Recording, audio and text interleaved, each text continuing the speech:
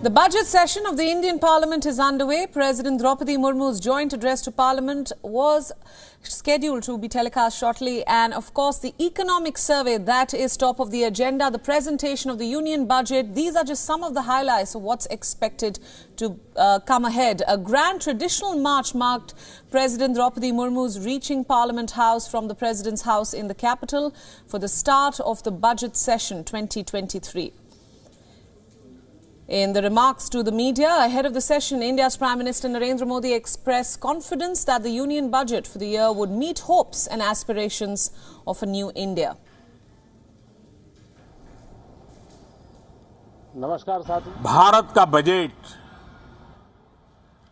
भारत के सामान्य मानवी की आशा आकांक्षाओं को तो पूरा करने का प्रयास करेगा ही, लेकिन विश्व जो आशा की किरण देख रहा है उसे वो और अधिक प्रकाशमान नजर आए। The occasion is a first for Indian President Draupadi Murmu. After taking office, President Murmu gave her maiden address to a joint session of both houses of Parliament.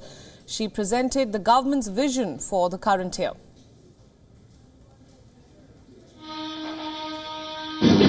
हमें 2047 तक ऐसे राष्ट्र का निर्माण करना है जो अतीत के गौरव से जुड़ा हो और जिसमें आधुनिकता का हर स्वर्णिम अध्याय हो। हमें ऐसा भारत बनाना है जो आत्मनिर्भर हो।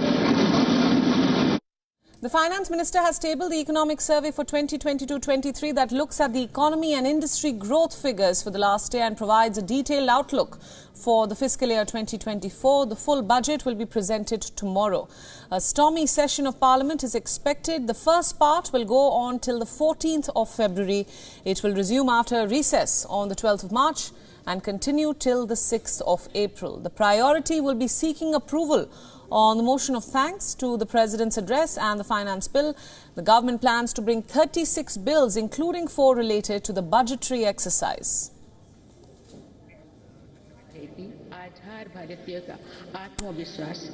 Now, for more analysis about what's coming tomorrow, joining me now is Madan Sabnavis, the Chief Economist at the Bank of Baroda. He joins us from Mumbai. Welcome to the broadcast. Thank you.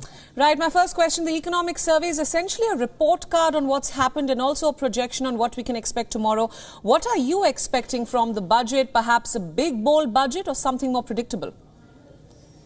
No, I think the budget will be something more predictable because if I go back the last 3 years, especially from the time when COVID began, the government has shown its commitment towards fiscal prudence, and we did not really spend in a big way, something which some critics did feel was not the right thing which we did. But in retrospect, if we think what the government did was probably on the right lines, because fiscal consolidation becomes that much more easier by following this particular path. So therefore, I think the focus will tend to be more in terms of attaining the target of 4.5% fiscal deficit by 25-26, which means that they will probably lower the fiscal deficit ratio for 23-24 by around by half percentage compared to whatever will be the revised estimate which will come for 22-23.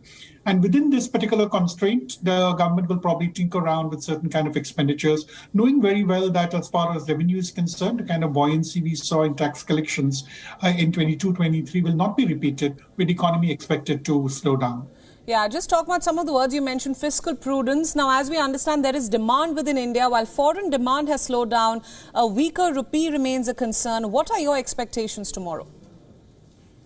Yeah, actually, if you look in terms of the overall economic growth, it would tend to be lower than what it was for 22-23, which means that we have a forecast of 7% for 22-23. We're looking at something in the region of around 6.5%. And from what I've seen from the initial releases of the economic survey, the Ministry of Finance is also looking at something like 6 to 6.8%, with 6.5% being the baseline projection, which means there will definitely be a slowdown in economic growth. But the fact that we are still doing over 6% actually reaffirms the fact that India is basically a domestic-oriented economy, and that's one of the reasons as to why we may be slightly immune to what happens in the rest of the world. So while we're talking of a recession in the Western world, or at least an economic slowdown, we may not be affected that much in terms of overall growth, and therefore we will probably still be above 6%. And I think this is something which even the IMF has reiterated in its growth forecast yesterday. WION World is now available in your country. Download the app now and get all the news updates on the move.